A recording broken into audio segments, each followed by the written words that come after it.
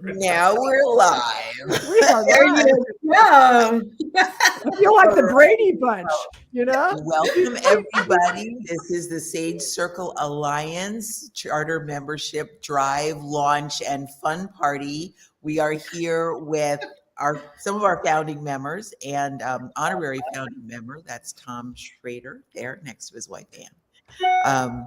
My name is Meryl Fury. I am one of the co-founders of Sage Circle Alliance. I'm a registered nurse, and I'm also president and CEO of Plant-Based Nutrition Movement, which is a 501c3 that mostly focuses on child nutrition. Today, we have a cooking demo with Tom and Ann Schrader. This is so exciting. We'll be getting into the weeds, literally, with plant-based cooking. We also have V. Lynn Hawkins, CEO, co-founder and co-CEO. I'm not sure exactly what your title is, but of V Visibility Productions. And the other co-CEO is Kathleen Gage, also of Vegan Visibility Productions. So, should we get started? I am so excited. I'm excited to hear what you can do with radishes. I mean, we had a pre-conversation, and I didn't know that you could do more than just cut up radishes, you know, like what Ann said. And so like exciting stuff coming. Yeah. So cool. So, Tom and Ann, please introduce yourselves and tell us what you are about to take on. All right. I'll do intro. You can tell us what we're going to do. He's going for the easy part, obviously. Go ahead. Yeah, of course. So yeah, Ann and Tom Schrader, we're in Idaho. I'm a cardiovascular nurse by trade, doing that for decades. And then diabetic educator, because I wanted to educate to help prevent complications, chronic disease management. And then learned about, wow, you can actually stop and reverse disease. Why don't we learn that? And so then I became, I'm a graduate of the T. Colin Campbell's Center for Nutritional Sciences. I did that, and so certified in that. And then, and that's what I've been doing. And so I've been sharing that with as many people as possible, starting to work into the community now. Sharing it in a bigger venue, just locally. I like locally a lot. Online is good as well, and so I'm just technically challenged. So sometimes online is a little more difficult, but that's what I've been advocating, and that's all I think about. And because I didn't really care for the cooking part of it, because I'm really not that into the cooking, until I discovered different things that you can do with foods that I didn't know you could do with.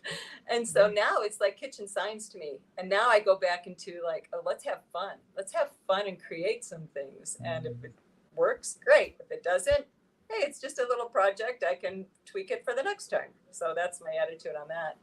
And, but when I started to learn some things, and you know, we're in southern Wisconsin and we're German and we're doing all those growing up in that venue, it was going to rock our world if we were going to, you know, change. When you learn about stuff that hurts you, it's like, are you kidding me? I've been doing that all my life.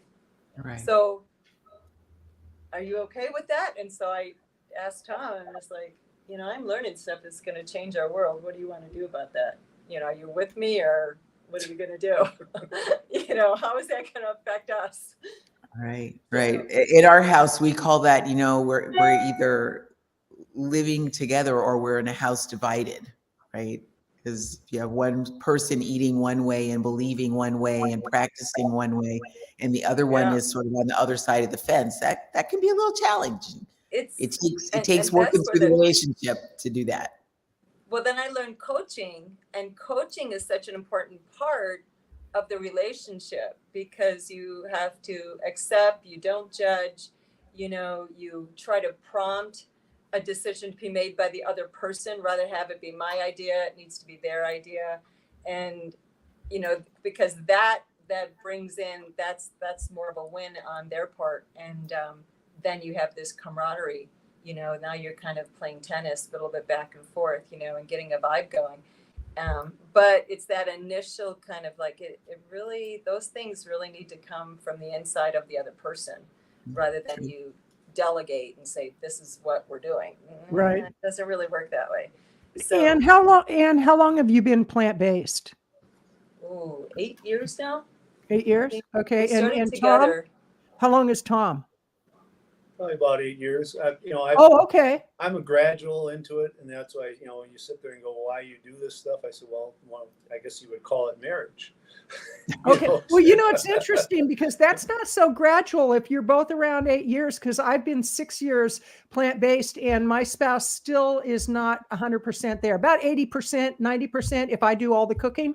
But so good on you. That's great to hear.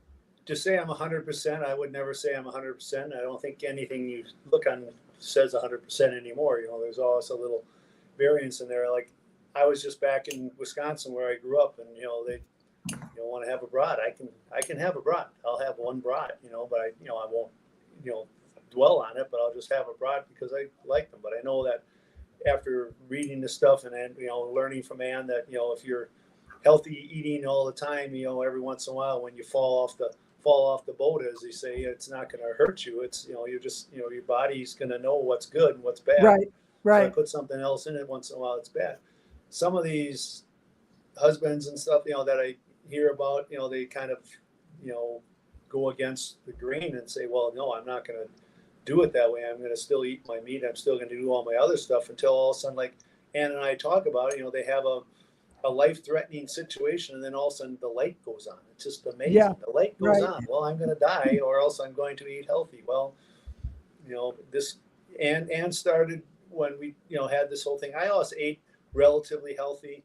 Well, we both thought we did. We thought we did, but there's still a lot of stuff. We slowly went from just going to fish and going to chicken, taking the red meat out of it, doing this stuff, and then as you start learning more and more, it's just it's goofy how obvious it is, but it's one of those things you don't see it until you do it, and then once you do it, you just go, well, why should I? Other people want to argue the point, and I go back to the couple simple things like cigarette smoking. Back then, back when we were kids, I'm 70 years old, so when I was younger, they'd have ads where the doctors were sitting there smoking cigarettes on the ads showing that it's healthy. Right. Now they, so I mean, it's just, so we're kind of at the infant stage of it, but it's the right thing to do. Right. Well, and I have to say, you look great for 70. I thought you were in your early 60s. I really did. And I just turned 70 on Wednesday of last week. And it's like, I can't believe how great I feel as a result of the way I eat. So good on you. You're looking great there. Thank you. Both of you are. So, and I'm curious because, it's like I jump in at any time, ladies, because I'm going to ask some questions. You have a morning protocol you were talking about, and Tom, before we got started, you were talking about the lemon juice and the apple cider vinegar. And I actually do what's supposed to be a green drink, but it's red because I put a whole beet in it. But you were saying that you went on the internet to look at, is this healthy? Is it unhealthy? What does it do to the teeth? And it's interesting because we can find anything that we want on the internet to support a certain belief. But what have you found by your morning protocol of the lemon juice, the apple cider vinegar, and you have a way that you prepare meals that make it real easy for Ann? Yeah, well, a couple simple thing with the lemon water and the apple cider vinegar. So you go on there. I just typed in the Google lemon juice with apple cider vinegar every morning because I knew this a while ago that it was good for you. First thing that comes up is, kickstart your day. It says detoxes the body, lower blood sugar, support weight loss efforts, and improve digestion. Oh, that's not bad. But then you go down and it has, is it okay to drink lemon water and apple cider vinegar every day? And then they come additionally, drinking lemon water and apple cider all day can have a devastating effect on your teeth. And like I said to you ladies earlier, I said, who would drink that stuff all day and have it? So you just sit there and have it in the morning. You have a little water, you go along with it, you swish it over your teeth, and you swallow the water, and you're done. So I have a question though, if I could interrupt. Why would one drink lemon juice and apple cider vinegar in the first place? Well, the first thing that it says, it detoxes the body, does all these other things. One of the things I heard a while ago is that it eliminates the food source for cancer cells. I'm not sure if scientifically it's proven that it does that thing, but if someone says it does, it comes from someplace. If I can eliminate the food source for the cancer cells in your body by just doing this simple little thing, why wouldn't you do that? And it is a truth. It is scientifically proven. Thank you. Lemon juice and apple cider vinegar are acidic on the outside, but when they get digested, they turn into alkaline. Alkaline, right? Okay. That is just so amazing to me. Balances the pH, and it helps to push that poison out. And so those cells they need to get gone. It's an easy thing. So it's a simple thing. So I just do that every morning. It's a first thing, and it's best to do it on an empty stomach. And they, so right away you look on the internet again, and it'll say, oh, there's some people have this little effect of it. Well, then if it has an effect, then just eat something first and then take it. But I mean, why? Kind of common sense. Don't not take it. Well, and to that point, it's just anyway. To that point, I won't go down that rabbit hole. I'm sorry. That's one of the things that when you take in this, what appears to be an acidic thing on the outside, on the inside, it does do some things to what's there. Right. So the reaction that you're having is actually a positive one because it eliminates what's in your stomach that's doing stuff that you don't want it to do. Right.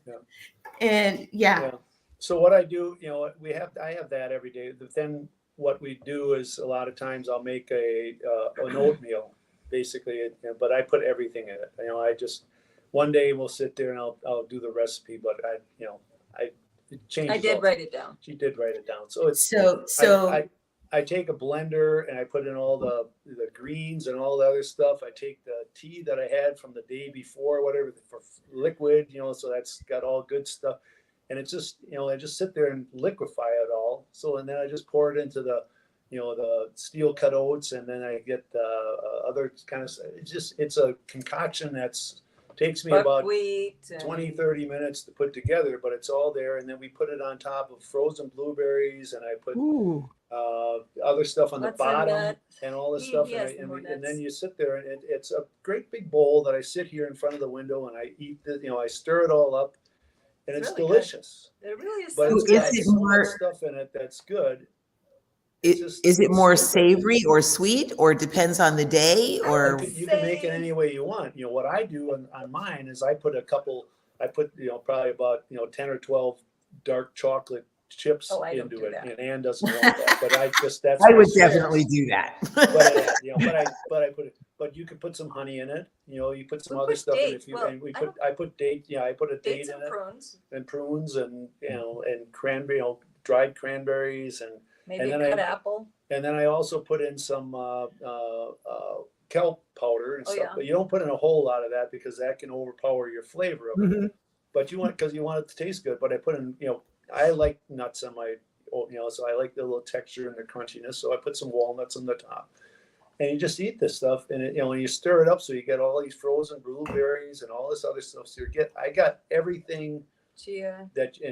Chia and flax. I take the chia and the flax. I put it in a grinder together because you sit there at the chia seeds. If you eat them whole, you get them in the teeth, and people complain, I'm not going to have chia because it gets in my teeth. Why don't you grind it up? Just get some water, swoosh it around, get them out your teeth. Well, the other thing is just grind it up. About the seeds, we don't digest those small seeds unless we grind them. The flax seeds have to be ground. Needs to be at least soaked and ground. And the flax seeds, after you grind them, they have to put them in the refrigerator too because they go bad. I keep mine in the freezer. I keep mine in the freezer and do my tablespoon every day.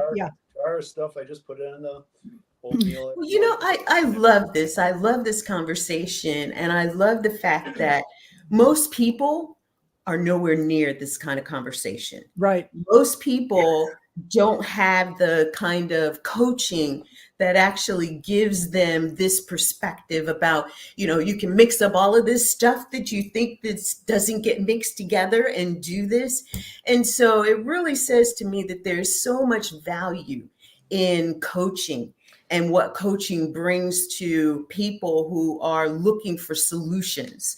You know, I don't know how to cook. I don't know what to cook. Should I eat it raw? Should I not? This is where our coaches are so important. And you guys, so Anne, how long have you really been coaching? You've been plant-based for this 8 years. Yep. So the nurse coaching I've done now 2.5 years, something like that. If you call chronic disease management coaching, then I've been doing it 13, 14, 15 years. If you call the diabetic education type of coaching, you know, then I've done it even longer. But specifically the coaching part is you have to, first of all, I had to do it first before I could even help and support anybody else. And so that took a curve. That took 18 months to, you know, something like that. And that was way back 8 years ago. And that's where we kind of gradually were like, oh man, I just learned this. What do you think about that? And then we started, you know, so anyway, to answer your question, that's about as long as I've been doing it. So I'm curious on your coaching. You mentioned nurses coaching. Tell us about that. So the title is called nurse coach. Okay. It's a specialty of nursing. So Okay. you're a nurse and you're a coach. Correct. But it doesn't mean I coach nurses. It means I could. They're people too, right? I mean, right? Anybody. Yeah. Anybody. It just is like how they've worded it. And I how they worded it. It really should be the opposite, like coach nurse or something like that. Oh, okay. So you're a coach who happens to be a nurse. Right. Nurse and the coach. Okay. Because I thought you coached nurses and I thought, well, yes, great. I can, great. But not necessarily. She's coaching lifestyle. I'm coaching healthy lifestyle with a nurse perspective. You know, and it'd be great if you were able to get that message out to nurses, because I know every time that I visited somebody in the hospital or when I broke my wrist and I had to go for some care, it shocked me out how unhealthy the medical professionals actually are. And, you know, it's like nothing negative we need here. to. What's that? I told him nothing negative I told here. him to try not to say Oh, wait, when you talked about the module on non-judgment, it's like, I never took that module. So it's like, hey, you know, and it just is what it is. But, you know. I'm sorry, when we look at our health landscape, when we look at, like Kathleen was saying, it's in the hospitals, it's in the doctor's offices, it's in the dentist's offices. And you, as a nurse coach, going to just your basic places that you go to, your doctor, your dentist, to the places that you frequent as a person, do you find that you have the opportunity to share with people what it is that you do? Do you take that opportunity? Is it hard? Is it something that you wait to be invited into that conversation? How do you handle that? So if there's a topic that comes up when I'm in my own doctor visit for myself or my parents or somebody else that I've gone into and helped them, I always let them do the talking. It's their thing, or it's my, but when there's something that is like, ooh, that's a red flag, you're advising me to do something that I've learned differently. I say, this is what I've learned. And this is how I now do things. And I've been doing it now this way. And these are the results that I'm getting. And it's amazing, and here's some resources if you're interested to learn more. And then I just anticipate, hope for a question. You hope for a question. You hope for that next inquiry, that next curiosity question. And if that comes, now there's an open door. Well, tell me about that. Mm-hmm. Oh, that's interesting. You lean into it. But if not, then you just let them mull on it a little bit. And, they'll maybe be down the road another opportunity, because people are in a different state of learning, of readiness to learn, right? They're going to be all those stages of readiness to learn. And you might catch them at that thing that's happened in their life But, Right. maybe it's a personal thing now. Like, I've had a skin issue too, and I didn't know it could help that too. Like, helped me with prediabetes. It helped me with, my thyroid, helped me with my anemia, maybe it could help you too. But here's the scientific fact, because I had to scrutinize everything, because if I was going to teach this, I had to be solid on what the evidence was. And that was my foundation. That was my moral obligation. And I love that. I did that first, and boy, did we dive into immersions. We went on cruises. We went on weeks of immersions with, physicians that are in the field, and we met them and we celebrated them, and we thought, man, this is real. This is a real thing, and we need to shift. I mean, now your teaching is really shifted. We were already starting to shift, but now you've got that solid background. There's such a great, like with Sage Circle Alliance, you've got that solid background of all different kind of fields and that are working together for the common good. And now, we're doing this. We're moving forward with this. You have that confidence. So could I interject? I love what all you're saying. I'm going to go back to the one. I was just having a conversation with a physician this morning about our sick care system and how the professionals that work in what we call the healthcare system, right?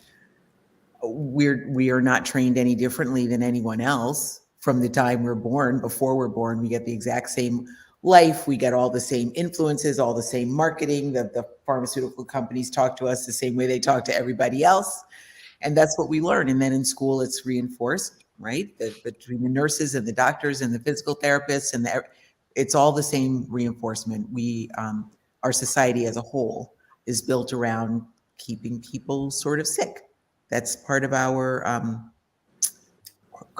we maintain our GNP, can I say, right? Our gross national product. Money wheel.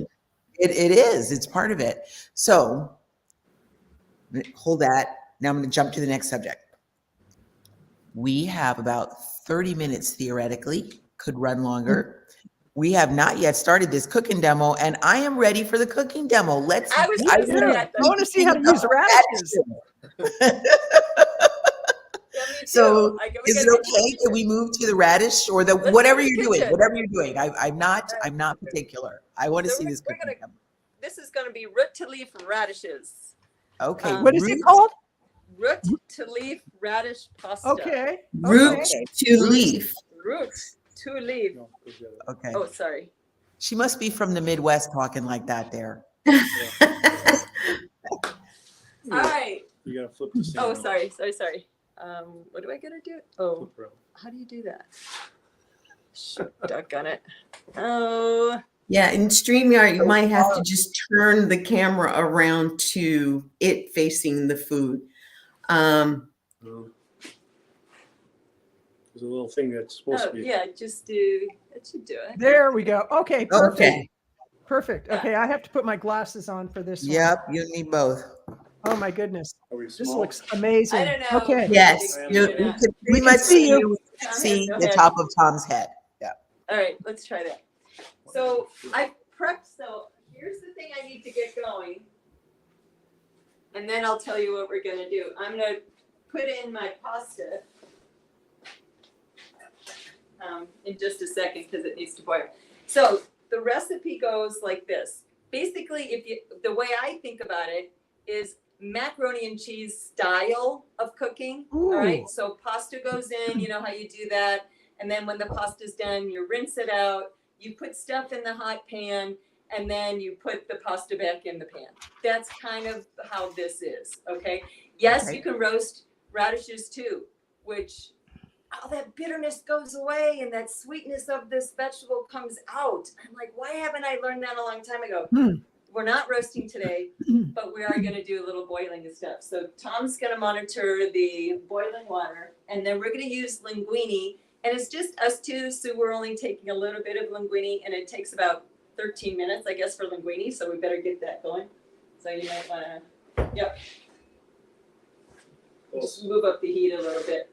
And then So we'll get that. But in the meantime, we've got radishes that we get from our garden. This is spring. And I'm like, this is such an abundance thing. And the only thing I knew how to do with it is I would slice them and put them on my salad. Right. Like that's how I grew up with it. And I never cooked them. I didn't even know you really could. Like, why not? Well, and so my brain is like, why don't you just decide that it's okay to cook them? You know, just like potatoes, right? We cook potatoes. And the other thing too is when we did the CSA thing, you know, so you get the you know, the whole box of all the stuff, and the first 2 boxes that we got were full of radish. Huge. So they have. Okay, hold on. Just for people who don't know, CSA is a community supported agriculture, right? Right. Yes. Box. Right. And So the box of stuff that Tom's referring to is a box of. So look how big. It's This a is box of Wow. in our Wow. available right now, we right? got probably 20 of these, and our next box comes tomorrow. That's why we only have a few left. But this is what we pull out of our garden, okay? And some of them are various sizes, as you see. So I've already prepped a few, but I'm gonna chop this one so that it's about the size of this, so they all cook at the same time. So because of the CSA getting all the radishes, we needed to figure out what option to do with the radishes. But we started taking them and you know, cooking them down, and when you do all your baked vegetables and stuff like that, you put all the vegetables in the oven, and do the about 10 different things you put on a tray and just do it. You can throw radishes in there now, and radishes are just the same as doing the other things. You know, just the broccoli and all the other things, and they don't have that really That bitter or just every once in a while we get something bitter. But it's How long do you bake the radishes for? If you're going to do a baked radish, and let's say they're about the size of a quarter, how long would you bake those for, and at what temperature? So about 400 degrees for about 20 minutes is what I would do, and check on them. And we've noted that the outside is really rough. Okay. You know, when even after the inside gets so soft, but the outside has the red part, like, I don't know if you could tell, like I don't know if you could see this, but the red part of this radish is just on the outside, and there's like a red film almost. It's like you can almost peel it off. I did peel it off, and then it's so delicious. But underneath that is like the pith, is like this fibrous netting almost. And then you have the soft inside of the white radish. I didn't know any of this stuff. I'm like, this is exciting. So that's what we're gonna do. Tom's gonna break them. Yep, I like them broke. And then he's gonna break them and stir them up because how they don't stick together. So what kind of seasonings do you use? This, I'm going to keep it so simple. It's going to have garlic and what's the other one? Nutritional yeast. Oh, nutritional yeast. So it's going to be creamy. 1/4 of a cup of that. It's going to have about 2 teaspoons. It's actually going to be about a tablespoon of crushed garlic. And then it's going to have some red pepper flakes. Nice. Simple, but gosh, if you like some kind of favorite spice, do that too. And these radishes are going to go in with the pasta. All right, so that's about a cup. So you cook those right along with the pasta? Yep, right in the pasta. Okay. And then you're going to put the cover on. And then that's going to go, we're going to set the timer for about 8 minutes. Okay. And that'll be done. And while that's, at about 8 minutes, guess what, guys? We're going to eat the greens of the radishes. Oh my gosh. Yes. You throw that in the pot with it? At the last 4 to 5 minutes. Oh my gosh. And if you guys know radishes, if you grow them yourself, you're going to know that the leaf itself is kind of like, it hurts you. Mm-hmm. It's rough. It's like a rough leaf. It's like rougher than kale, except it's got almost little pokey things on them. Yeah. And I'm like, how do we really, you can really tenderize these enough to eat them? Well, we did it the other day. We did a practice run. And yes, you can. So I've got a whole 2, I guess if I squish this down, I'd probably have 2 cups maybe. Okay. But it'll probably condense down to maybe, I don't know, 1/2 a cup. And so that's going to go in after the timer goes off, just for another 4 to 5 minutes. Everything's going to be done. We're going to rinse that off in the sink.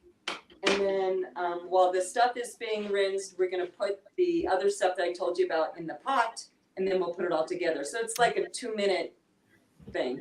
Okay. The other day we didn't use linguine. We used something that only needed 9 minutes total. This one takes about 13. Okay. All right. So while that's happening, I'm going to have Tom talk to you about the groats. No, about the. Are you done? Is he done with the breakfast thing? Yeah, it was pretty in depth. So. You know, though, I only had one question about the breakfast thing. So take care of is yourself. that something that gets? Is that something that gets? Yeah. Is that something that gets made every day? Do you make it today and it lasts for 4 days? Is it like an overnight oats kind of thing? Is it hot? Is it? Yeah, I have more than one question. So. Okay, well, the oatmeal stuff, what I make, because it takes me probably about a half an hour to make that in the morning. I get up, I'm up at 5 o'clock in the morning, so I'll make it, and I make a pretty good sized pot of it. So it lasts usually at least 3 days for the two of us. And I eat a lot, so I don't just have a small little bowl. I don't have them here right now, but I have a big bowl for myself, and I have a smaller bowl that I make for my wife. And so I have that, and then I just, the first day it's warm and everything else like that. Then after that, I just put it in the refrigerator and I take it out, and it looks like dog food. I mean, if someone wants to be arguing about it, it looks like I'm scooping dog food out and putting it in a thing, but I put it on top. I put all the frozen frozen fruits on the bottom, and I scoop this stuff on top of it. And I put, I have granola that I get, and I have, like 4 or 5 different things that I put on top of that yet. And then I put oat milk or soy milk or anything else on top of that, and then put it in the microwave. Okay, so it's hot all you eat it warm all the time. Yeah, so I eat it all even warm. It's warm all the time. Yeah. But in the meantime, I sit there. I usually make it, a tea. So like Ann all sits there. He says, "These ladies love your tea. You should be able to make." I said, "I don't know how I make it. I just throw a green tea bag in there. I throw in usually some other bag, and then I just pick some vegetables that are out. Some like we have rosemary that grows out there. I have some other stuff, and it has some mint. And I put that, and then I use tamarind root, or tamarind seed pods. I use that because I heard that's supposed to be good for you. You get that at the grocery store, and an outlet thing we get. It's called tamarind seed. And they say, well, they've been using it for 1,000 years. Well, no one's died in 1,000 years eating tamarind, so why wouldn't we do it?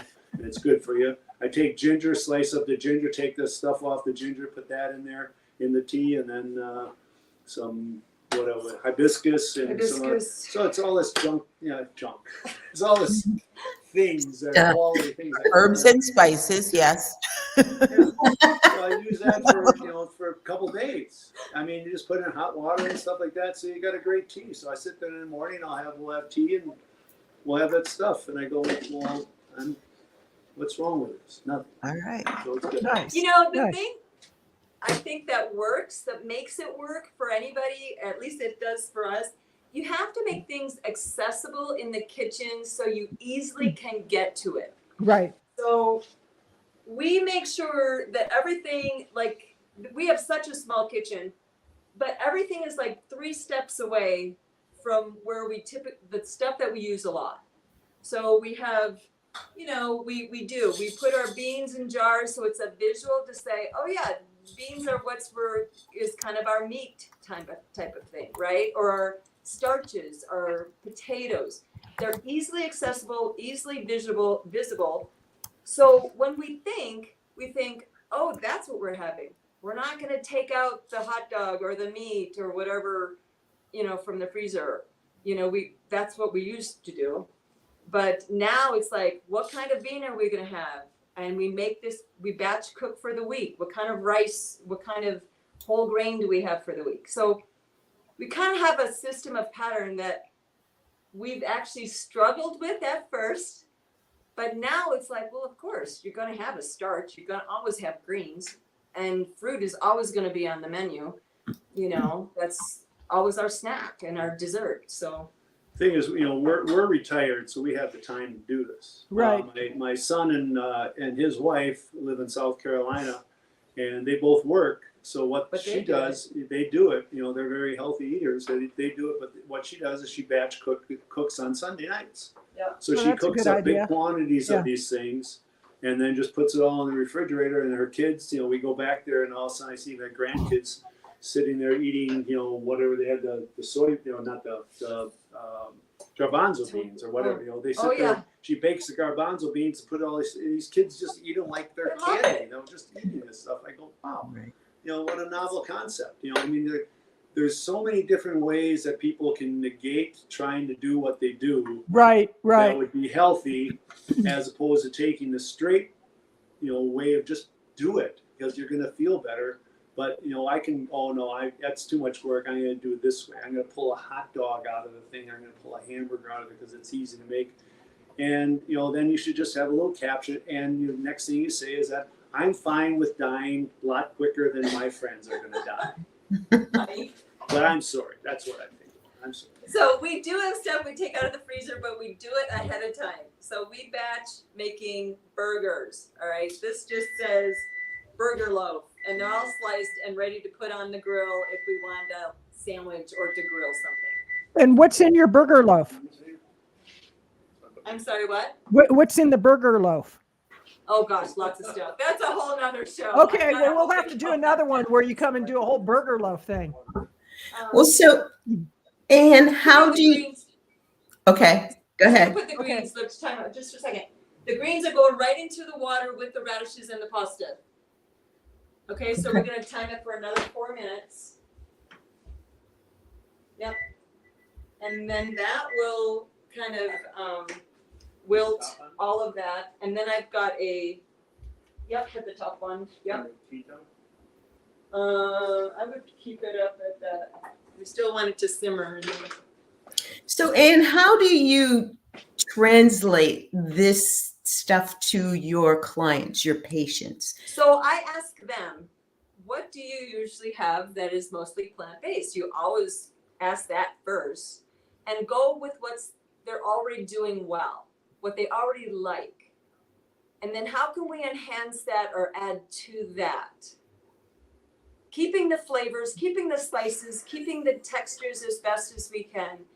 And then you just keep advancing at their level. And then they discover they can make spaghetti with lentils, or or maybe 50-50 at one point, maybe 50%, hamburger and 50% lentils. At least it's it's always a better than before step. And they can decide how big of a step or how little of a step that they want. Love it. Love it. So when the Keep it dog barked, simple. we all checked to see, was it our? Keep it simple. All right, in the 4 minutes, I'm gonna see if I can make some ice cream. Okay. All right, so I've got frozen chopped bananas Okay. going into my,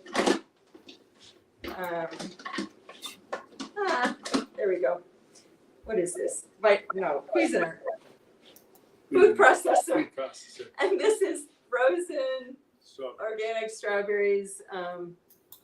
So I'm just going to put them so we're going to make strawberry ice cream. Mm. You can make chocolate. You can make vanilla.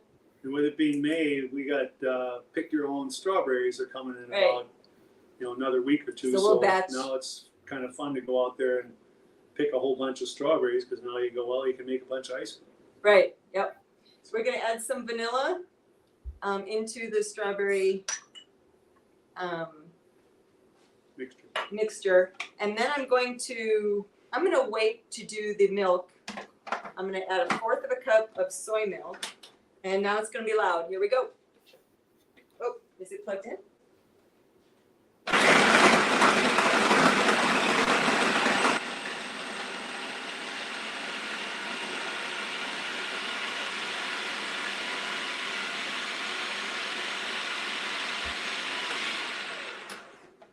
All right, so, oh man, honey, you should get a visual of this. I don't know if you could show them. Picking you up. But so this is what, I don't know if you can see that. Oh my Okay, gosh. so- Yes. Okay, it's bananas and strawberries. So I've added some milk, and I'm not putting any other sweetener. I could if I wanted. If somebody says it's not sweet enough for them, well, then maybe put some agave or maybe put some honey or syrup or something like that.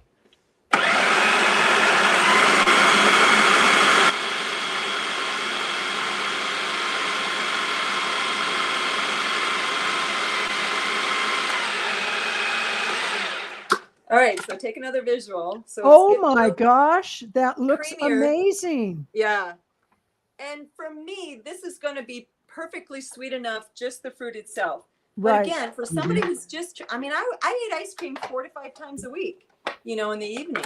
Here's And- a sample of what. Oh, beautiful, beautiful. Here's a scooper. Yeah. And then here's, yeah. Oh my goodness, that looks amazing. Yeah. And see how simple that was for people who Yeah. say, oh, plant-based eating is too difficult. Oh my gosh, you're showing how simple it is. Yep. All right. I'm going to go a couple more minutes and Tom's going to take care of the pasta Okay, in the sounds background. great. So Jewel, I don't know if you Yummy, yummy in the tummy.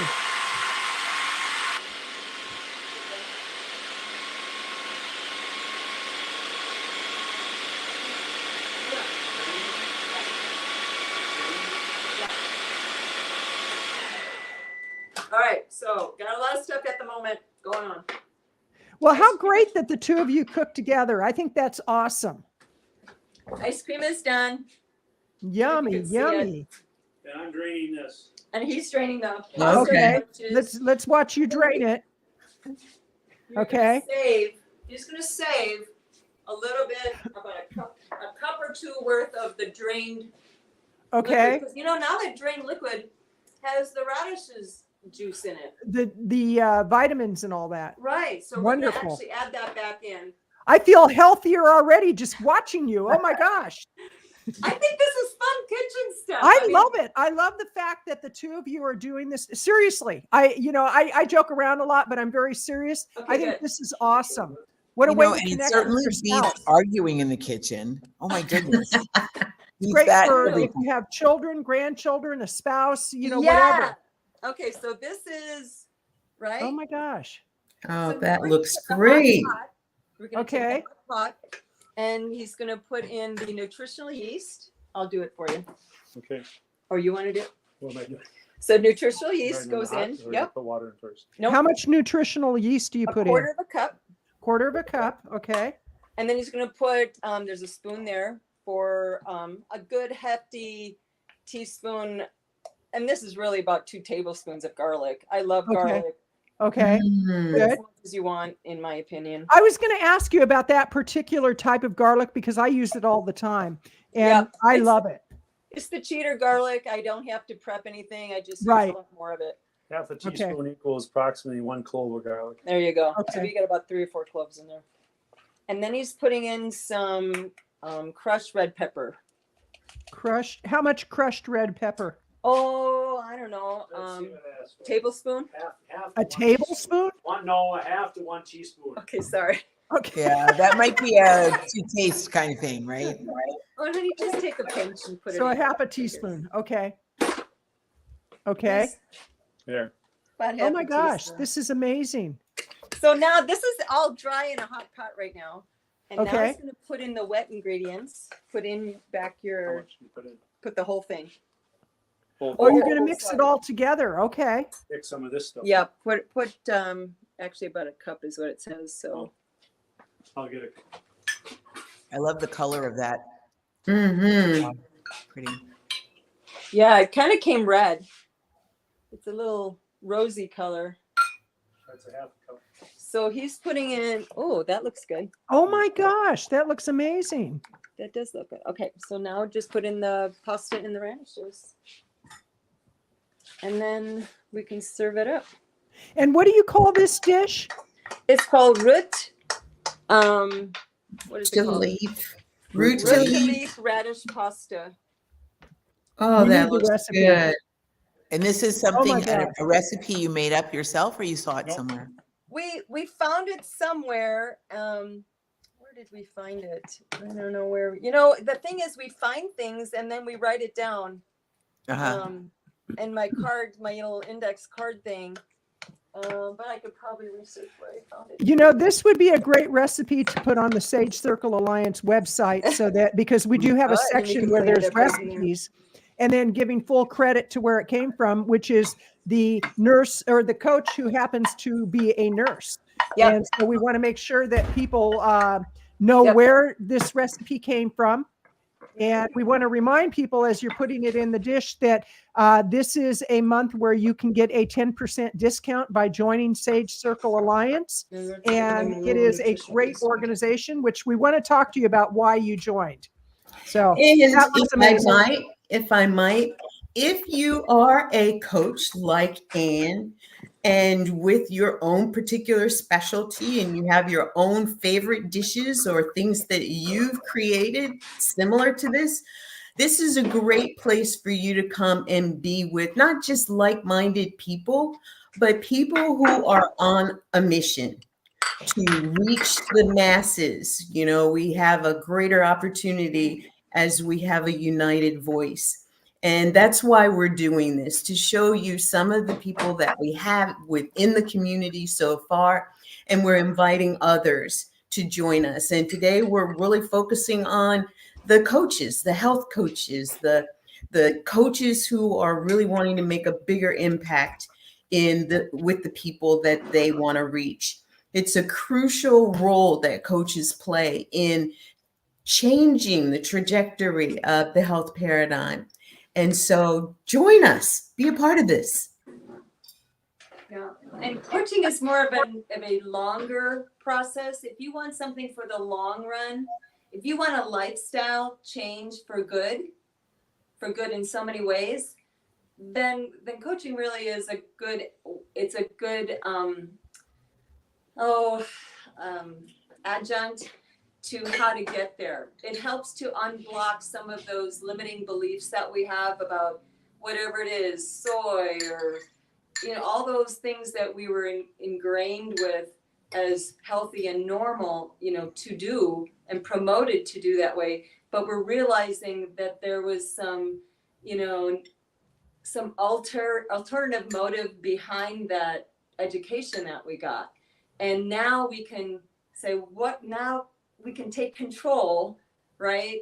Have good self-care and make decisions that are based on really what does the evidence say and how to really improve your health and save the planet and have compassion on how we get our food sources, right? Absolutely. Absolutely. Yeah. Yeah. You know, the other thing too is doctors, an appointment with a doctor or a healthcare provider will last, on a long day, if things are going really poorly, it's going to last 30 minutes. That's on a bad day. And it's lasted 30 minutes because their medical record system went down, or somebody in the next room had a seizure, or the elevator broke. It's a problem if a usual medical appointment lasts that long.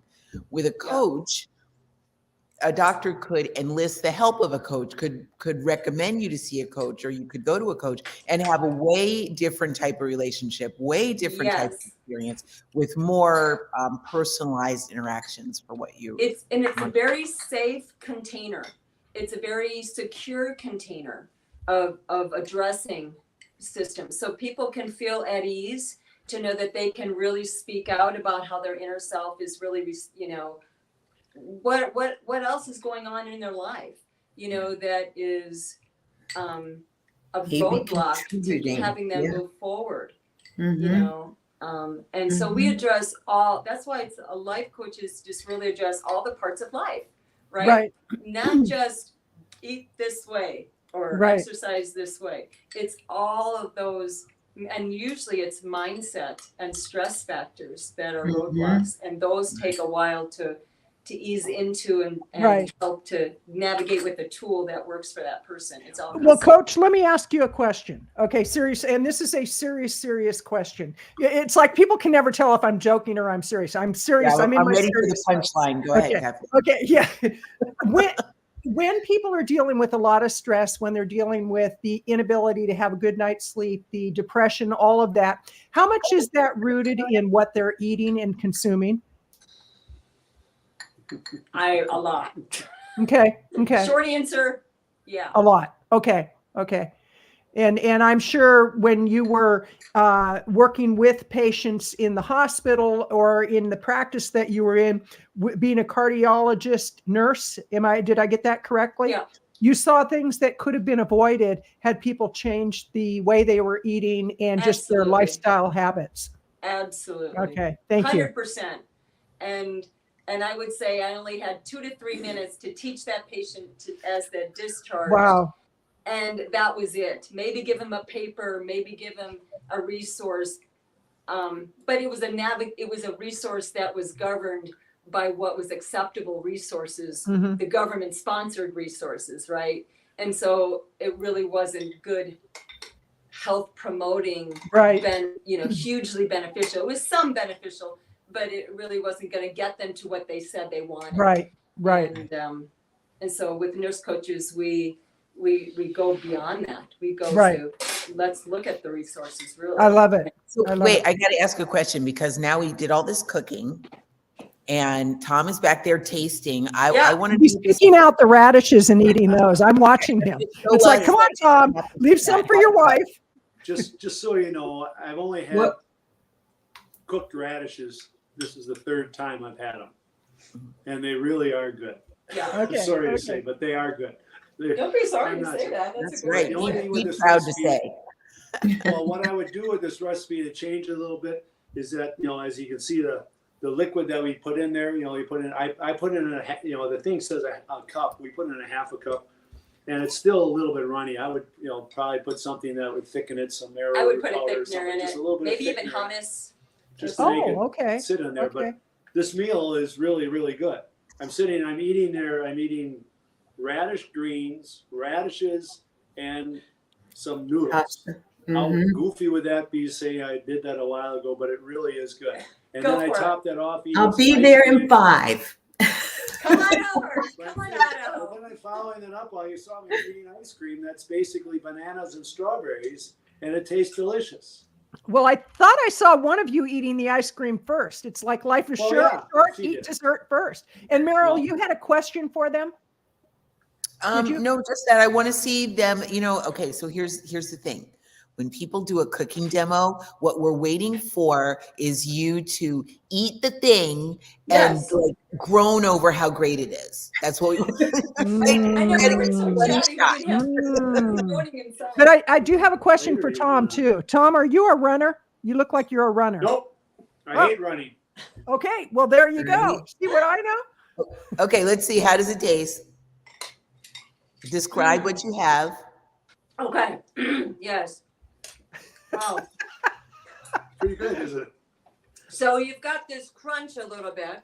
It's soft, but it's still got some texture. So it's like al dente. So that's the radish, right? That's the radish. Okay. And it's sweet, guys. It's almost like eating a potato kind of thing. But it has a little essence of something. I guess radish. There's a different flavor that you haven't had before. Yeah. It's a good flavor. It's a good flavor. It's not like eating a half a radish right now. If I would eat a regular radish that would be cold and eat like this, fine, it'd be good. But I'll just keep eating them. And then of course, the fettuccine is fettuccine noodles. And it's 8 grams of fiber per serving. So it's gonna fill you up. And the green radish. The greens. You want to eat the greens? What are the greens? Does the fettuccine soak up the flavor of the radish juice?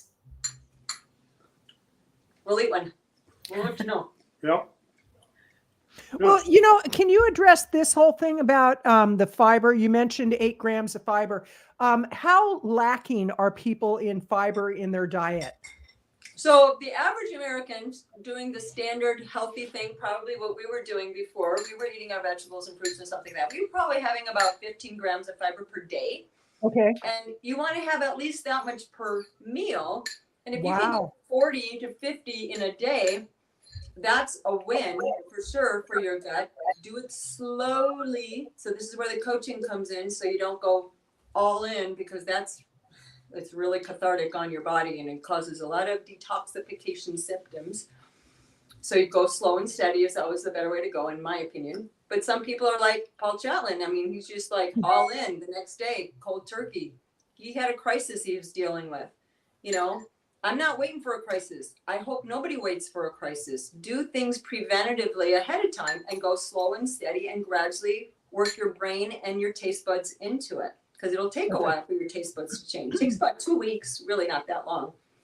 Perfect. That's a great answer. That's a great answer. On the subject of fiber, so I was reading an article a while back where someone had, our scientific community is amazing and our research community is like beyond the beyond, right? So someone had done some research. They were looking at the basically petrified human excrement from 10,000 years ago, right? Who knew that you could find petrified human excrement from 10,000 years ago, right? So they were looking for the amount of fiber that the average person would have eaten in a day, right? So they found that whereas now, on a good day, an American diet might contain 10 grams of fiber per day. Right, on a good day. On a good day. And that's somebody who's being fairly assertive about getting their fiber. Making sure they get that apple. Yeah, right. Yeah, or those baby carrots. So then in like 10,000 years ago, our ancestors were getting 100 to 250 grams of fiber. Wow.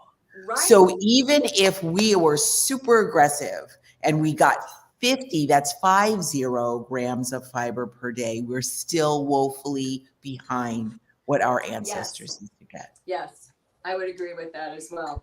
So you cannot go overboard in the long run, not go overboard with fiber. You want to work your way up to that. So at 8 years now, we could do that pretty easily. I think confidently we could easily do that on a routine basis. And we probably do. We should probably count it just for kicks, to see how much we really get. But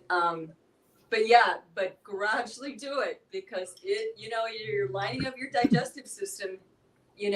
Takes a little time to get those macrobacteria, to get multiplying, to consume all that fiber, because fiber is food for your healthy bacteria in your gut, and it's a prebiotic. So you don't eat fiber, you're not feeding your healthy gut, and your healthy gut is important for mental health. So for all these wonderful things. So in your ice cream, how many grams of fiber would be in that? So with the whole banana, I should know this. A whole banana, a piece of fruit, and maybe you know this too, Meryl, or any of you, I'm sure know that. I have Google. I can. I want to guess about 5 to 10 per serving. Okay. Per apple, per banana, per cup of sliced strawberries, type of thing. So it says an apple is 4.4 grams of fiber. 4 grams. Okay. Mm-hmm. Strawberries got to be more. Let's see. Strawberries got all the little seeds in So I was way over on that, 15 then. Yeah. So about strawberries, 45. fiber. Oh, negatory, big dog. Really? Yeah, it says it's 0.2 grams dietary fiber. Well, that's in one medium strawberry. Oh, but who eats one strawberry? Nobody eats one strawberry.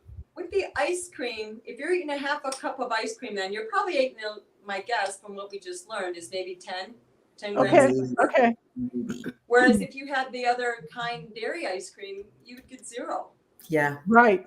Well, what kind of fiber is in apple? Yeah.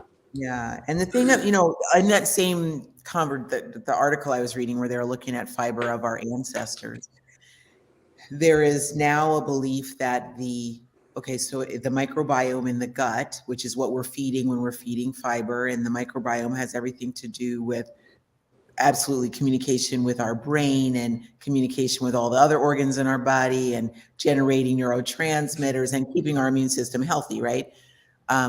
They say that because our diet over, the last 100 years has become so narrow and so limited and so constrained by ultra processed foods, that we have lost a lot of the diversity in our microbiome.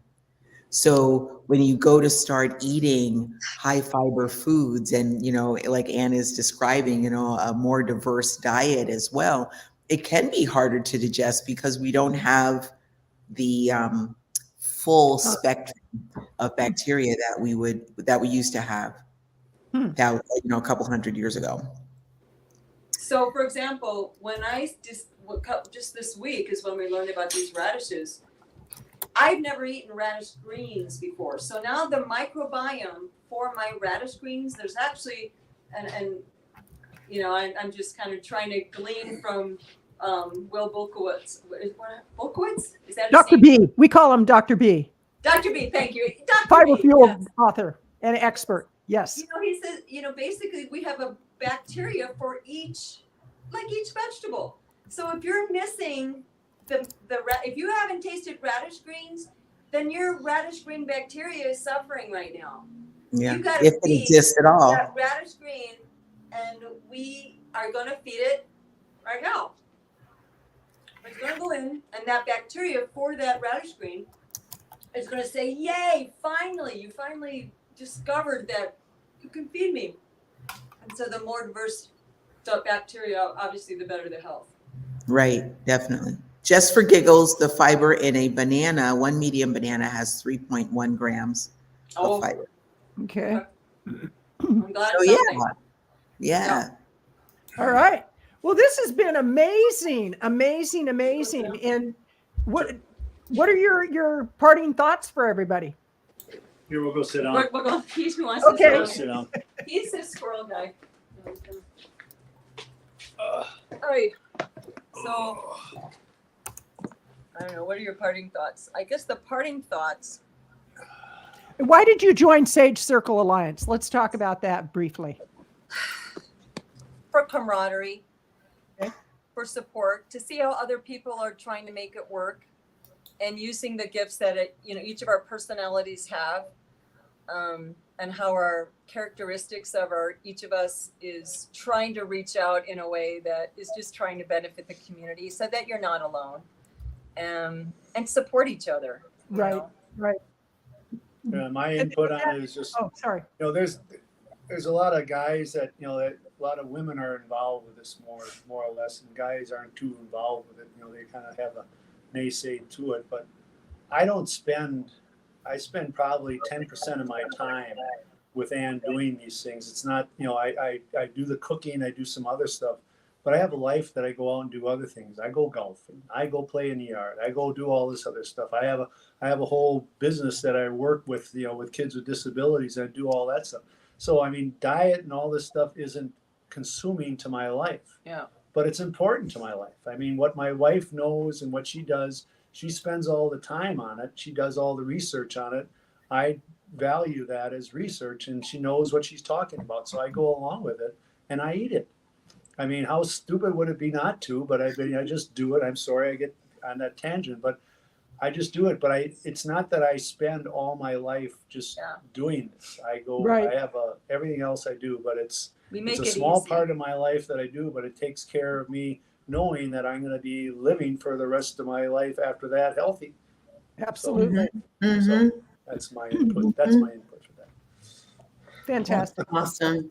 And that's really the value of coaching. A coach knows how to show and tell and be the example and help, from wherever you are. And when we're thinking about other coaches out there who are on their own and struggling, the Sage Circle Alliance is a place that you can come and be a part of, and not only get yourself supported, but feel like you're doing even more as you're supporting the new people who are able to come into your purview. And so, Tom and Ann, thank you so much for being with us today. This has been so cool. Yes, thank you. Thank you so much. Great job. And I've written down everything, and we would love to get the recipe so we can put it up on the website. And again, I encourage people, please go visit sagecirclealliance.org. That's sagecirclealliance.org. Check it out. And you have nothing to lose and so much to gain. You'll have a community of people who are supporting this lifestyle for any number of reasons. You'll get great recipes. You'll get book recommendations, speaker recommendations. We have events. There's a lot going on. So thank you for your time, Tom and Ann. This has been delightful. It has. We've enjoyed it as well. Yeah, thank you. I'll add one other thing. If you're looking to grow your business, everybody in the Alliance is about supporting each other to grow their business. So we have opportunities to be on podcasts and to do interviews and things like that so that you can be seen and get your name and voice out there. So, yeah. And find us on YouTube at Sage Circle Alliance. Subscribe to the YouTube channel. Find us on Facebook at Sage Circle Alliance. Like the page. Comment. Watch some of the other things that we've done this month. And we've got several more days to go and a lot of great people yet to bring to the forefront with the Sage Circle Alliance. So this has been really great. This has been the only cooking demo that we've done so far. So this is like, you guys are awesome. I kept it. Anybody else could. I'm not a cook. Neither one of us are chefs. We just are real people trying to make it work, and we enjoy it, and it's fun, and we don't get too uptight about really too much. So that's awesome. Very cool. Okay. Yeah. Have a great day. Take care, everybody. Thanks, Bye-bye. Lynn. Thanks, Tom. Thanks, You bet. Meryl and Kathleen and You're Velin. welcome. You bet. Bye. Bye-bye. I'm taking us out now.